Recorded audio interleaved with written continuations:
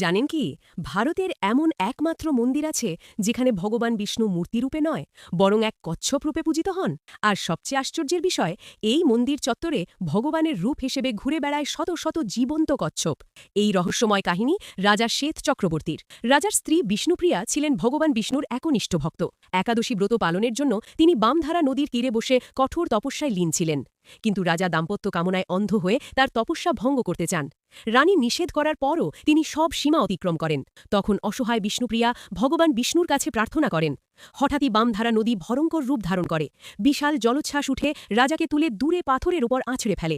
জল থেকে উঠতেই রাজার সারা শরীর ভয়ঙ্কর ফোঁড়া ও ক্ষতে ভরে যায়। ঠিক সেই সময় নারদমুনি সেখানে আবির্ভূত হয়ে রাজাকে কূর্ম নারায়ণ মন্ত্রে দীক্ষা দেন।